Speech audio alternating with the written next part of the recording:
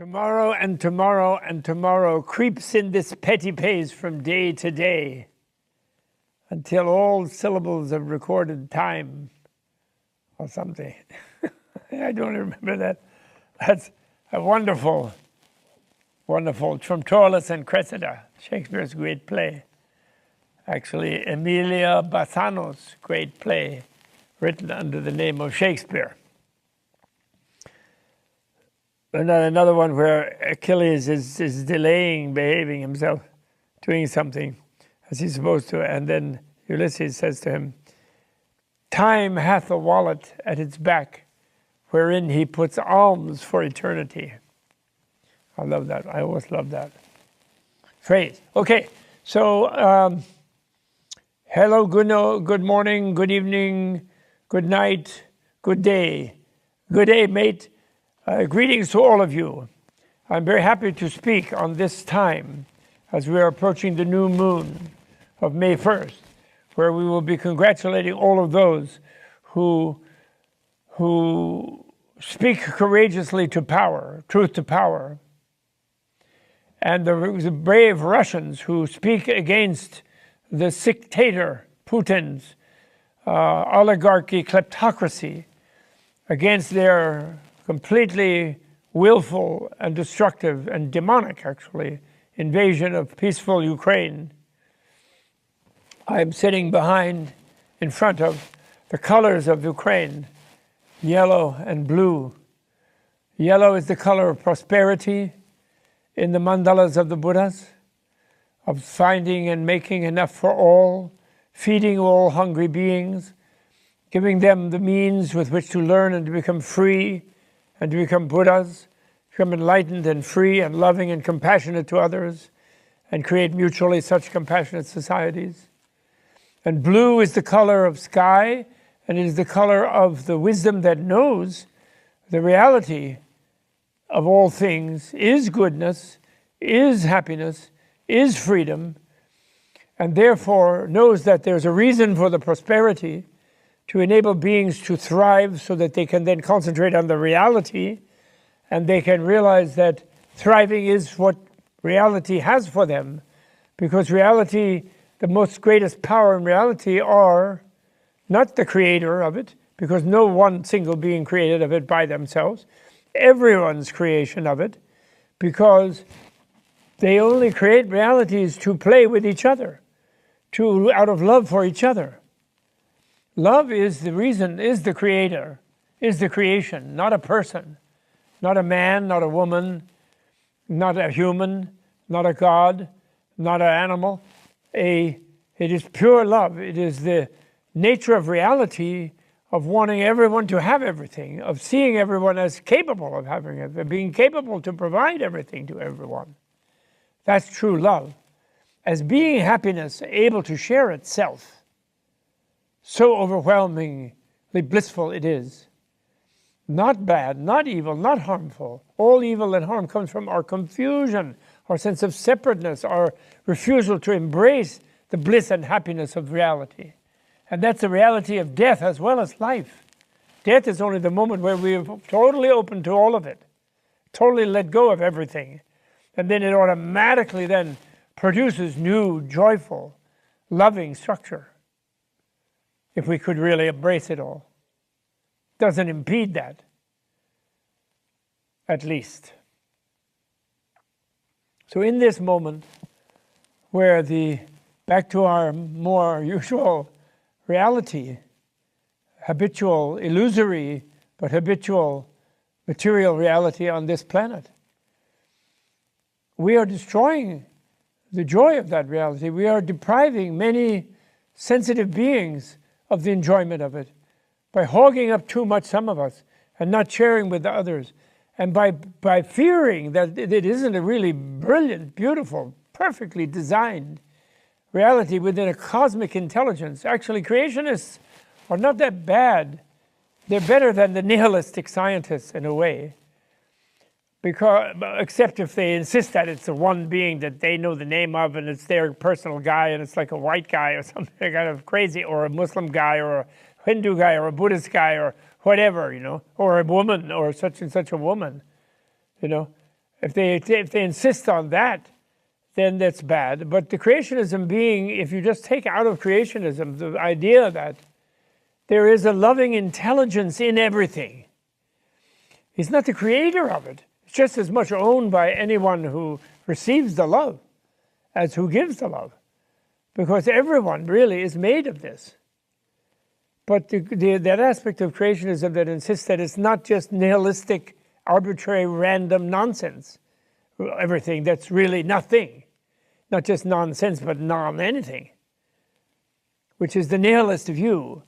And the nihilist view then of the science warp, which is a dogma that the scientists have, that the real thing is nothing, and therefore anything that seems to be something is just has no business doing so, and therefore that's automatically harmful to reality, because everybody is not in the natural quiescence of the sleep of nothingness that they expect to go to by dying, and in a way they can grant to somebody like a materialist dictator or king or general or soldier by killing them.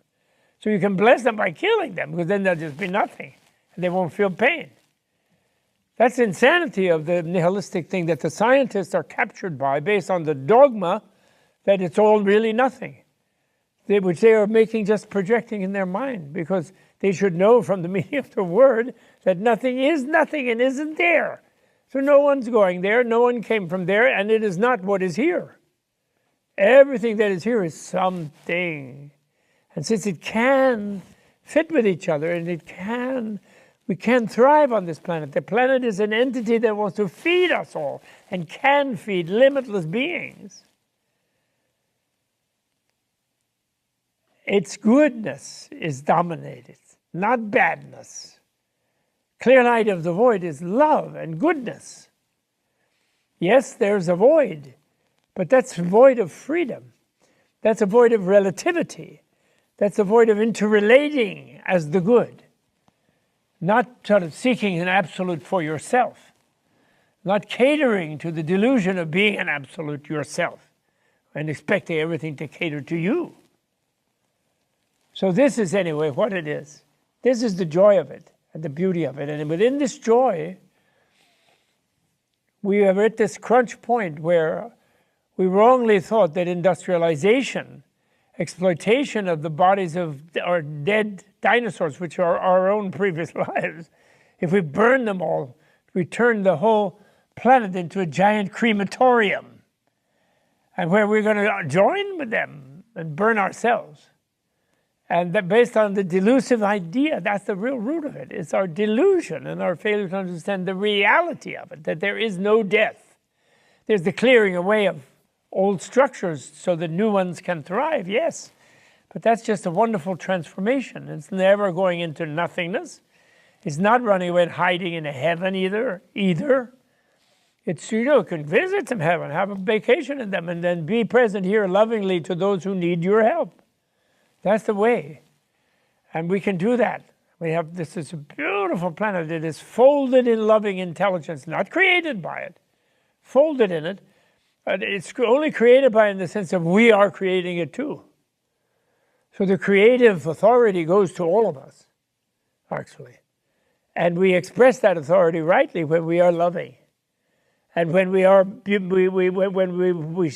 create beauty for others. And we enjoy beauty as something that we learn to enjoy, to share with others. All right?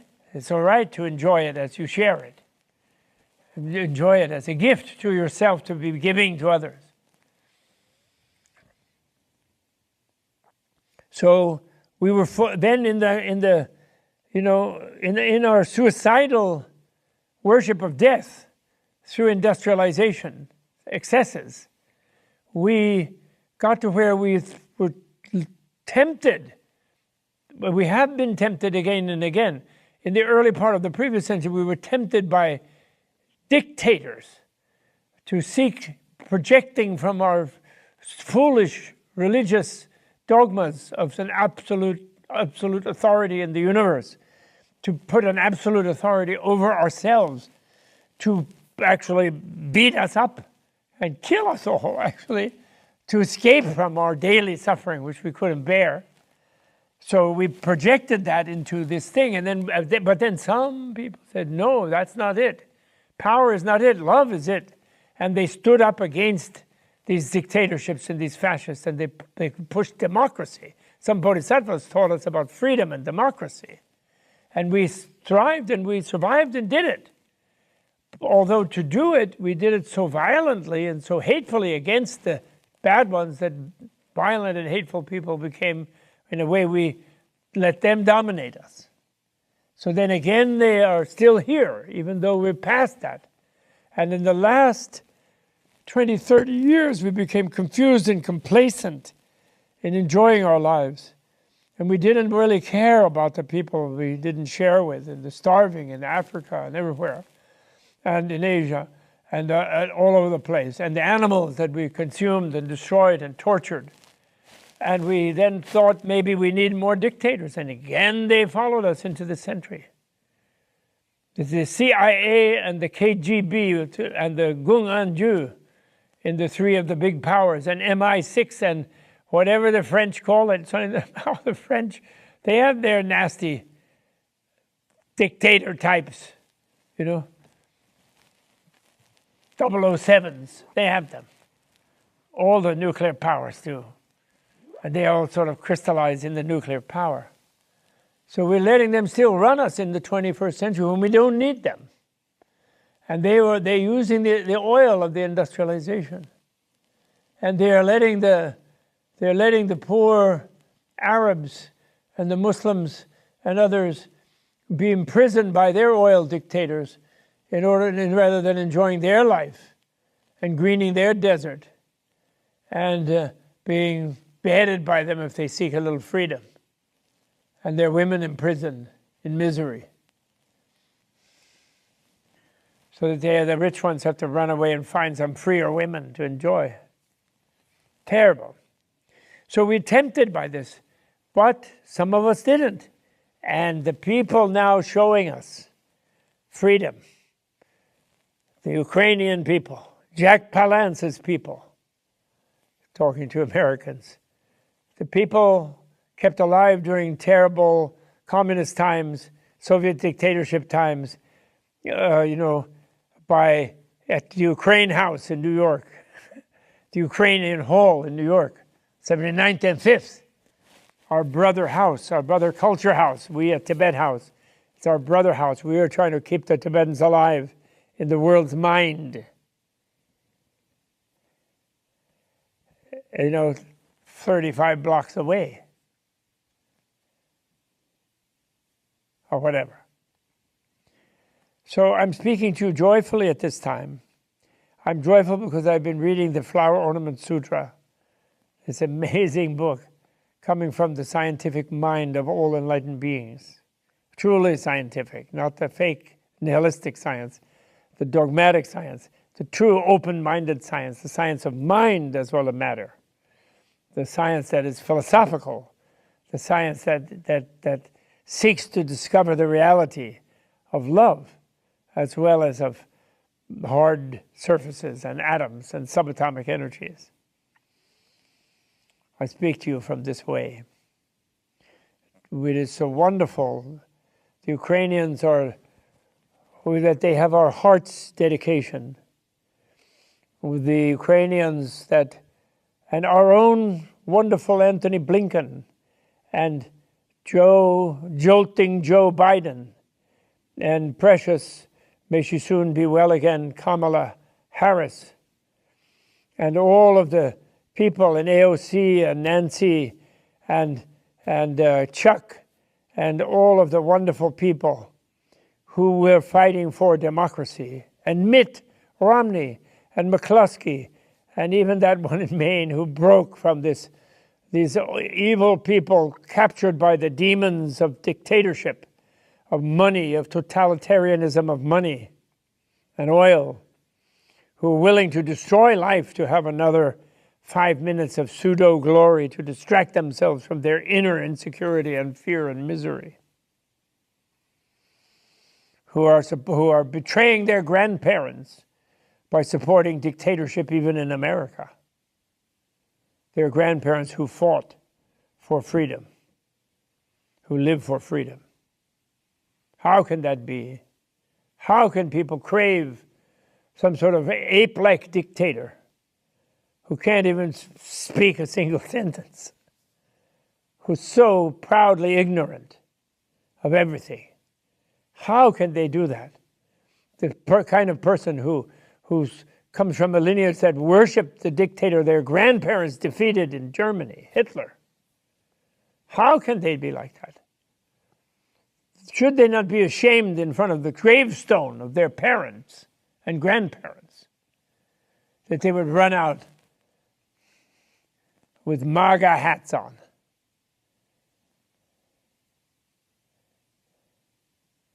Make a gorilla all-powerful. MAGA. How can they? Do they not feel shame? And are they not put to shame by the brave Ukrainians? Not led by some dictator, led by a comedian.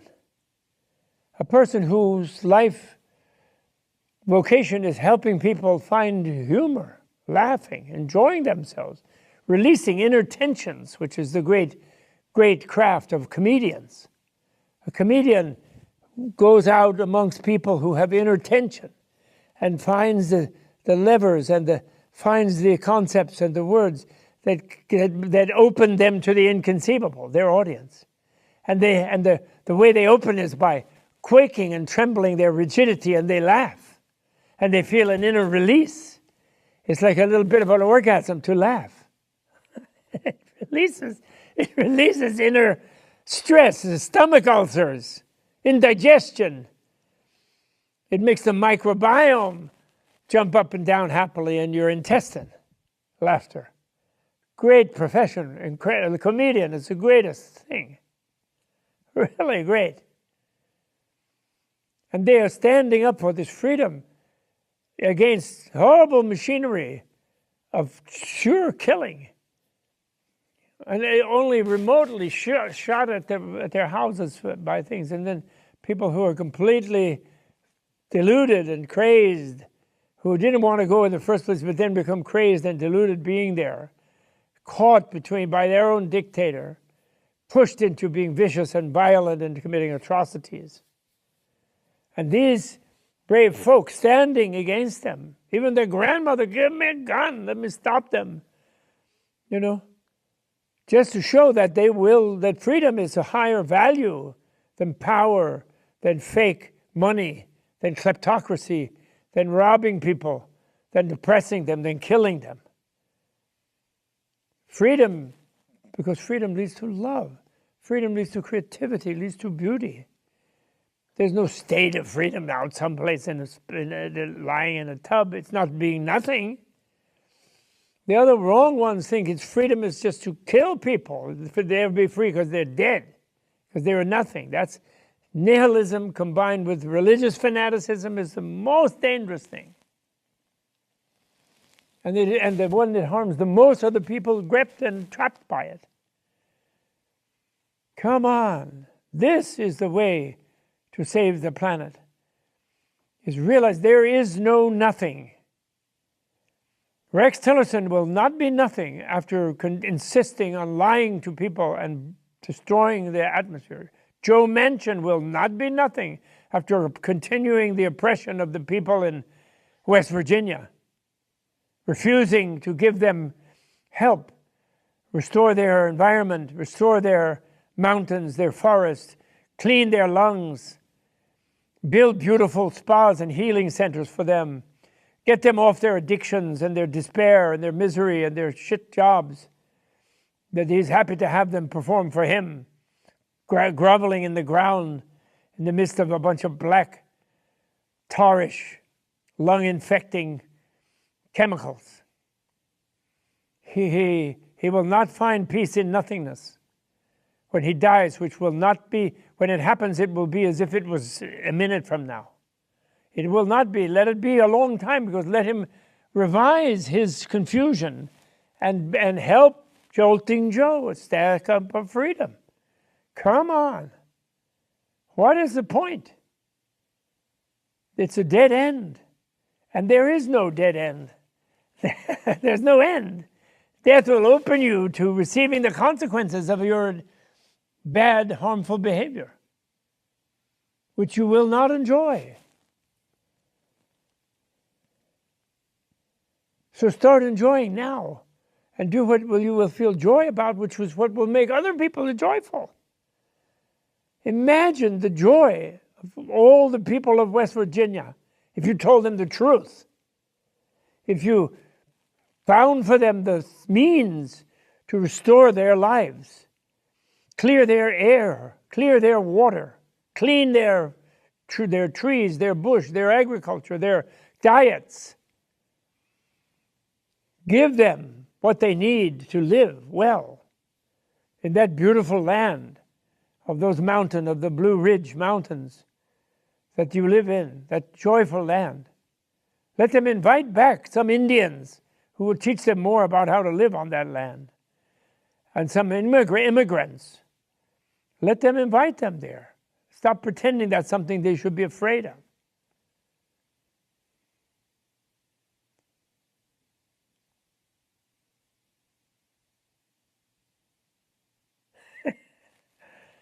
So, there is a young man. Well, maybe he wasn't that young. Bruce was his name. He was in a climate or eco-dharma place. He was sort of a Buddhist, sort of a Christian. He didn't forget real Jesus. And you evangelicals, you say you're evangelicals, and you want Jesus above all. And Jesus is love, and everyone should stand up for Jesus. Yes, they should. Because Jesus was love. Jesus doesn't tell you to vote for dictators. Jesus doesn't tell you to kill the unbelievers. He never said that. Jesus told you, love your enemy as much, and love God, and love your enemy as much as yourself. Love those who don't agree with your belief. That means give them your shirt. What is this? You hate immigrants. What is this? You want to vote for people who want to harm people. How can you say you're a follower of Jesus when you behave like that? Jesus will deny you. He told you in Matthew's thing, he said, people will come to me and say, I did great deeds of power. They could have been speaking with a Texas accent. In your name, O Lord, let me into heaven. No, he said, I get thee gone, ye evildoer. He said that. Read your Matthew. Read your own scripture. Get thee gone, I know ye not, he will say. I don't care you shouted Jesus, Jesus.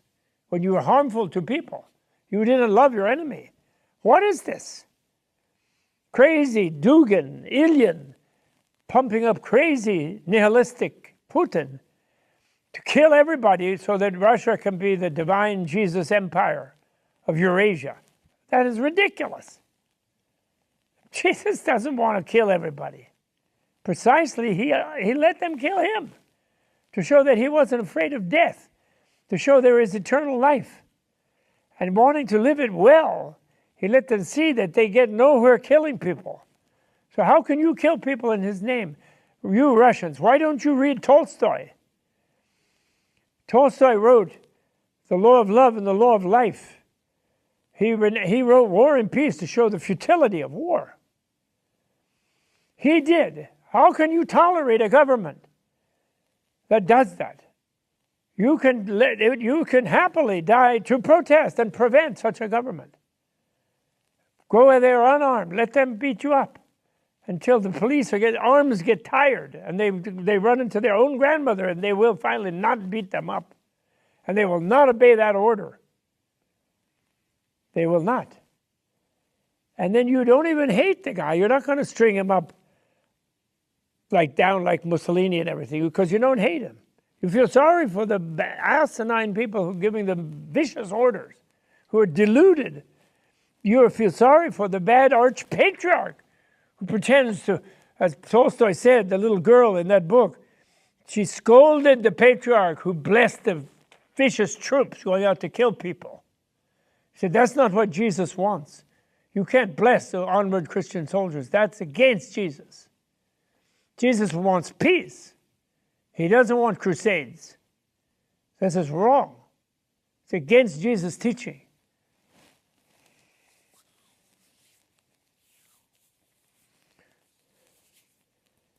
We don't hate you. ExxonMobil, tobacco companies, oil companies, pharmaceutical companies, poison, drug addicting, drug smugglers, fentanyl producers.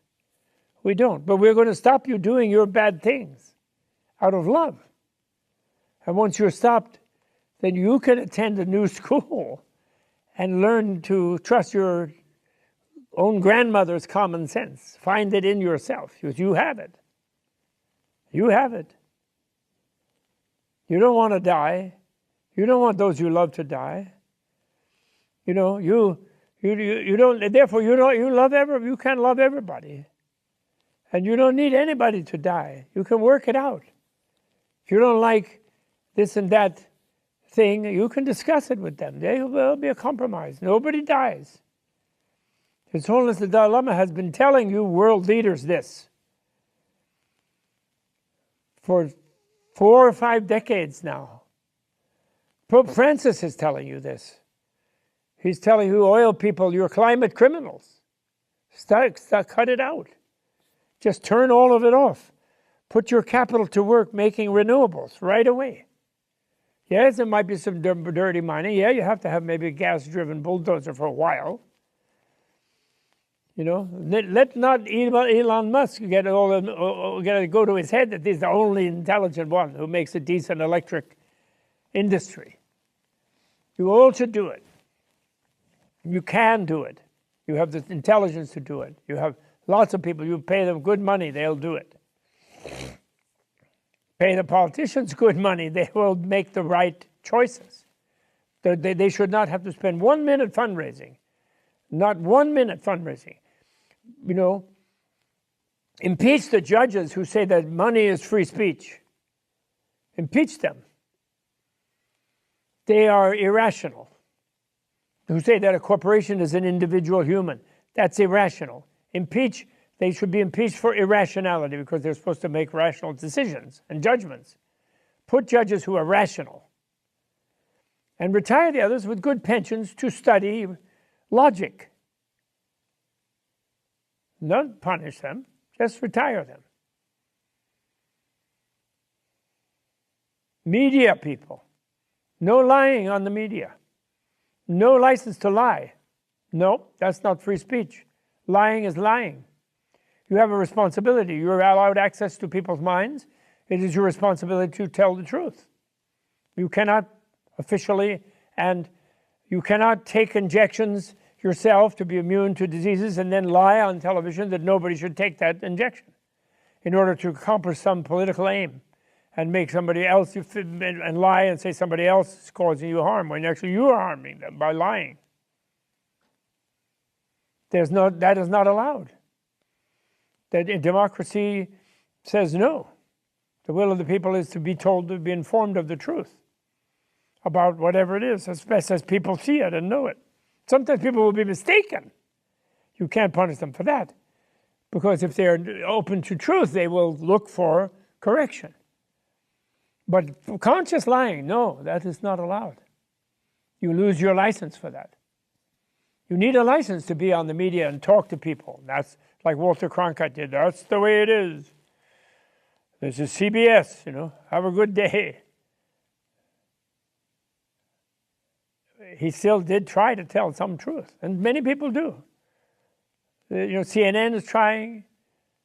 In between, some parts of NBC do. They do. They don't give a platform to liars. No. The guy who did that was busted because he was doing sex things. But he should have been busted for giving billions of dollars of time, airtime, to liars. And they should all be forced to give free time to people so that people can evaluate what they have to say. All candidates. They don't need to raise money for that. They have free time. Because the people give those people who broadcast the airwaves to do the broadcasting on. We give them that. We give them access to our minds.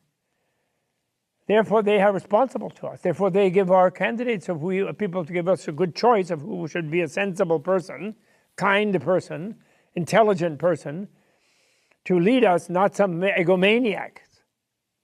And we can tell if we see them in an unvarnished way, on free time, equally. We'll pick the less objectionable. We'll pick the comedian, the one who is attentive to what the audience feels and will see the humor in things, and it doesn't take themselves so seriously. They're not a crazed egomaniac. My mother was very happy. She felt that television helped get rid eventually of McCarthy in the 50s, for example. She was an actress. She loved theater. She had faith in that because people saw what kind of person he was by exposure. But he wasn't given like gossed up, televised and people pretending he's so great to deceive people. No. He was seen in a context where he was having to do interrogation and they could see his cruelty and his harshness and his fakeness of his reasoning and so on, his bullying of people. Nobody likes a bully. And since he was in a real thing, they saw him, they didn't see him in a fake thing, acting like I'm so great and telling people lies. And not fact-checked by a fact-checker somewhere else that nobody ever sees, right in front. If he lies in front, he's caught right on line. Somebody's right there for those candidates. So that's a lie. That's not true. Say right away, so then they won't dare lie. Anyway, we have to be sensible now. We have to be seasoned. We have to follow Jolting Joe. Jolting Joe himself did a lot of wrong things. 3 strikes, you're out. Put too many people, race chosen and oppressed people in jail for no good reason. You didn't clean up the system. Gave the banks too much interest, catered to the Wall Streets, indulged in fake adventures militarily. Got all because he's a sort of nice guy, wanted to get along with people, so got along with bad types. But now he is the one who was sticking up for our ideals.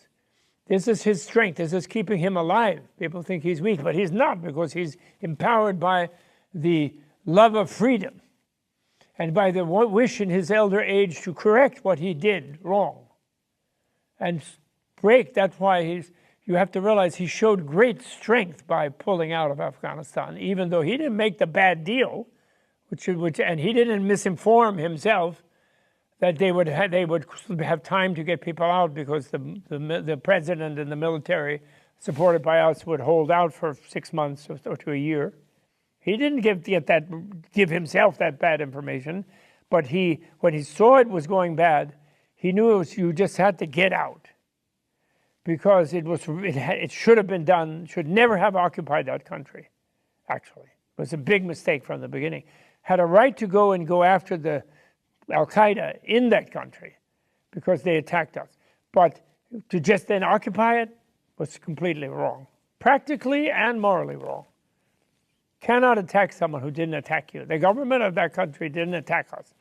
Some other person did.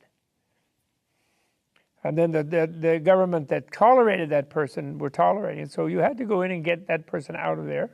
And there were groups in that country that supported us to do it, but then leave them to shovel it out, not land there and occupy it. That's what even our own special ops troops told me. They told the government, at the Cheney government at that time, and they didn't listen.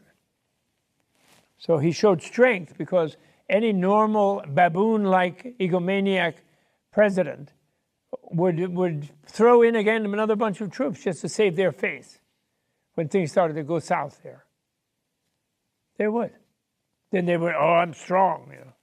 They could have postured that they were strong.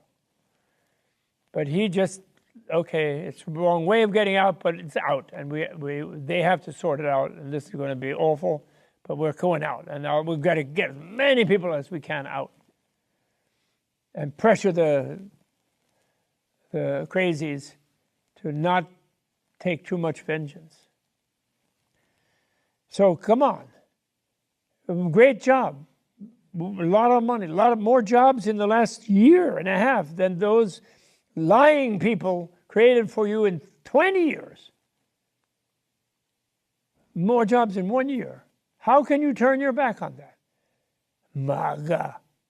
Ridiculous. If you're wearing MAGA for the wrong people. The gorilla. Make a gorilla all-powerful is what MAGA means. Make a gorilla more powerful. Foolish. Who will only harm you. Make Jolting Joe more powerful, yes. Show the liars you're not going to follow their lie, their big lie technique. That's a Hitler technique. That big lie comes from Goebbels, Hitler's propaganda minister. Are you going to really be like the people your grandparents died to save us from?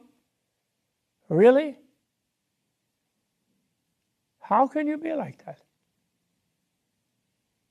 Oh yeah, this guy, what I wanted to celebrate today and also lament is Bruce. Bruce walked in front of the irrational Supreme Court and burned himself to death. Not long ago, and everybody's acting like it didn't happen. It's hardly visible in the media. This is someone who burned himself to death on the basis of we have to do something emergency about the climate. He was listening to Greta Thunberg. Of course, she would never tell him to burn himself to death. It's like if he'd asked me, oh, it would be a good Buddhist thing, et cetera, to burn my body. Because actually, it's not really himself, because his self goes on beyond the body. But it's his body. And it's a precious human body and an intelligent one. And from the little bit that is available to know about this guy, he was a kind and nice person, a little wacky, but kind and nice. Obviously, big wacky to give up his body when maybe he wasn't quite sure about a Book of the Dead or future life or Jesus or whatever. Jesus would love that guy, though, because he gave everything to try to wake people up. But they're so stuck, like the media, who gets a lot of advertising money from the oil companies, didn't want to show that a reasonably sane human being, maybe a little wacky, but reasonably sane, just as sane as some ass running around in a huge gas-guzzling pickup truck shooting immigrants, that's more crazy than this guy.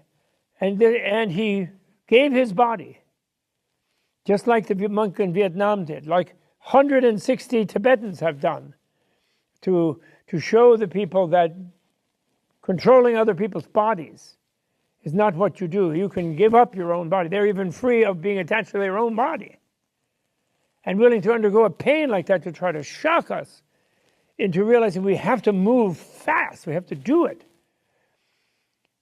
That guy's video of that guy, I don't know if somebody took a video. I don't know where it is. It should be available. If they didn't, it's really amazing. That video should haunt Joe Manchin and Kristen Sinema and anybody hiding behind them who wouldn't do the Build Back Better bill to shift quickly out of fossil fuel, to meet the target, half. You know what? You know the story. You have to know this fact. He may have known that. Of all the carbon pollution that is destroying the planet and destroying and already hitting the poor people in Africa and the poor people in India and everywhere, with these horrible floods and droughts and starvation, and I mean, unbelievable. Even the Syrian thing really came from a 6-year drought, so the farmers couldn't grow their food. So then they went to the city and they freaked out the tyrant Assad group, And then they started killing the people, and then they rebelled, and it was a horrible thing. And then Obama chickened out from protecting them, and then the Russians came and completely genocided practically that country. But it started with the climate, with our burning the excess oil.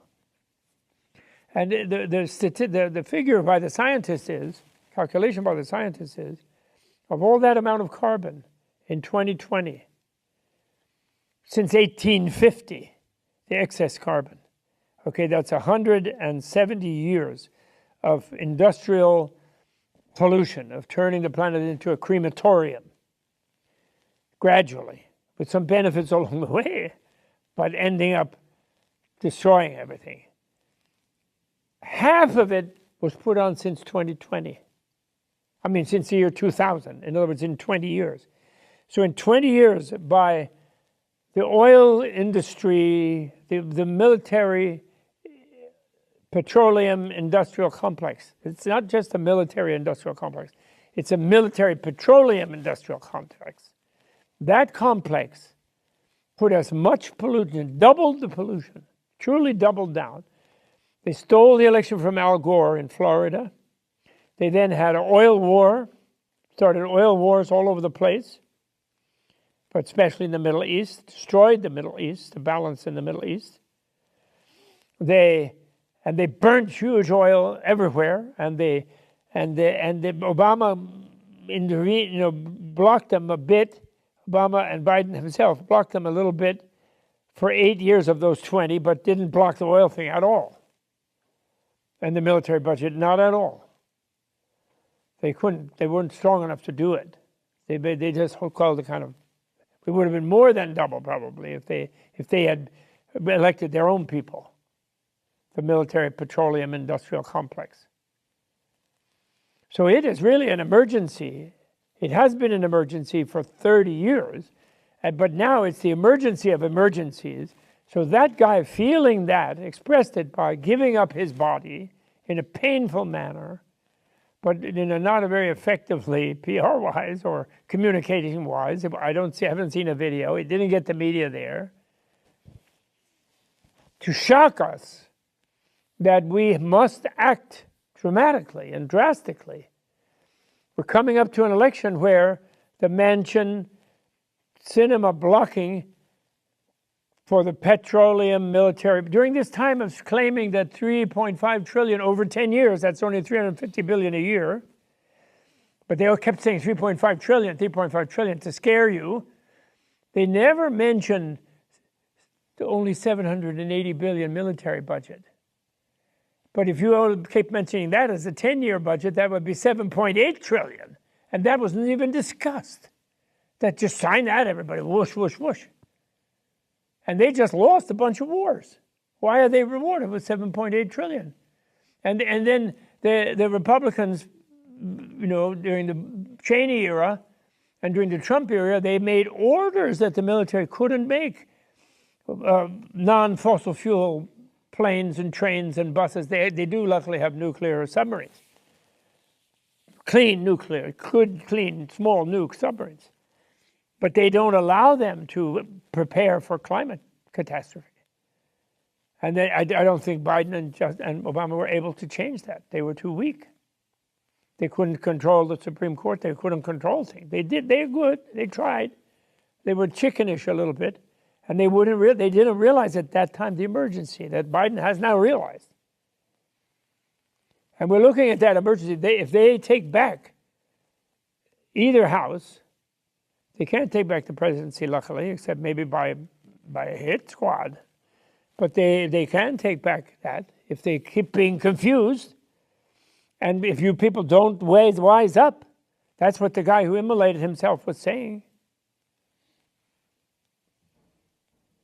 I mean, I shouldn't say it like that. In the Tibetan language, you say immolated the body.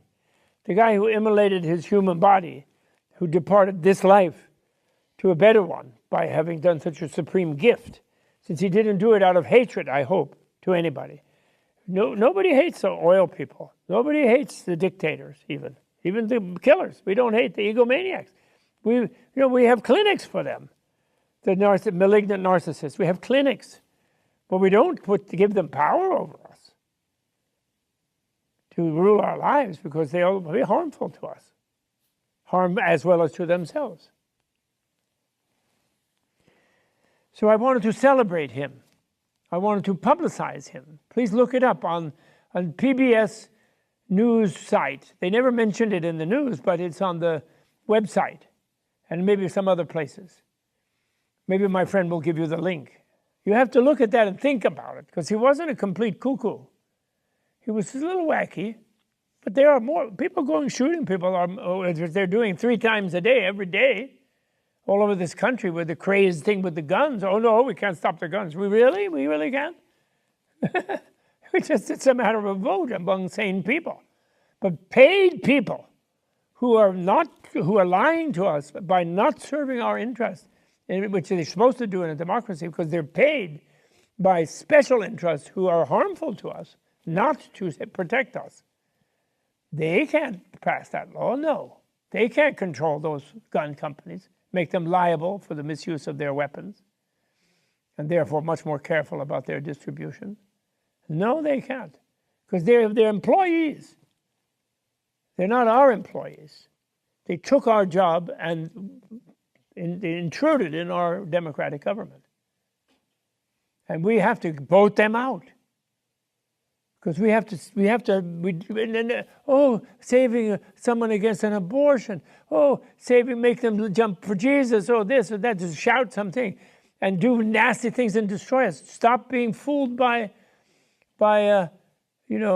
wedge issues. What politicians call wedge issues. Something gets your emotion going. Stop being fooled by letting them make you feel outraged about some less relevant thing. Everything is relevant. We're not arguing specific issues. There could be better options than some of the things that are done. Nobody's agreeing with everybody, but we're saying where's your common sense to be fooled by a wedge issue, to vote in someone who's going to wreck your life, send your job to China, take away your money, tax you and not tax the billionaire. Why? Because you're voting for someone who pretends they're going to fix a wedge issue for you? Who you should know, if you look a little bit at their record, they're going to take away your livelihood?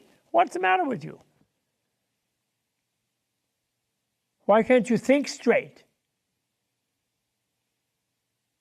I don't know what you mean by why can't you think straight. And even my watch, he says, I don't know what you mean by why can't you think straight? He's channeling confused people. Thank you. It's so cute. I love him. He talks to me. He worries when I fall down. He thinks he's going to call an ambulance. I have to make sure to stop him. When I shake my arm, he thinks I fell down. Okay, listen, that's it. That's my podcast today. I'm going to dedicate the merit to everyone becoming more sensible, using their good sense and voting for what makes sense, not some crazy lies. And realize the big lie technique is a lie that is so outrageously preposterous that it sort of lures you into thinking, because it's too preposterous for anybody to say it unless it was true. That's the trick of the big lie, what Hitler called the big lie. And the big lie that Trump won the election. The big lie that Hillary Clinton's eating babies in the cellar of a Pizza Hut. The big lie of all this nonsense that the vaccination against the virus is going to kill you or something. Those are big lies. And you have to use your common sense. And especially if the liar themselves are inoculated. Wow. Why should you believe them that it'll be harmful to you when the liar they're sitting there inoculated in their Fox News lie business, lie factory, and just telling you to do something that's harmful to you. All the best, and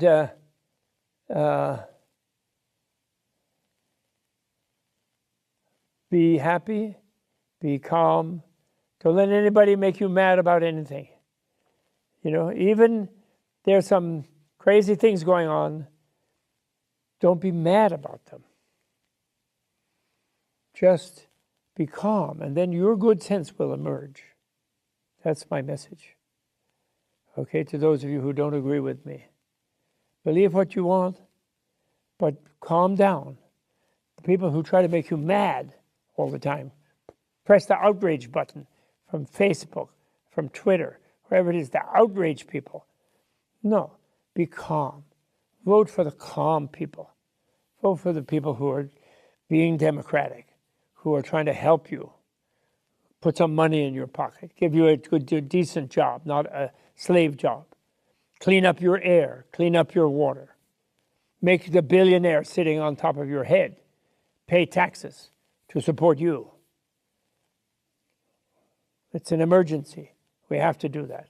Give you a nice, quiet car that doesn't pollute the atmosphere, which would be cheap and reasonable. Okay? All the best.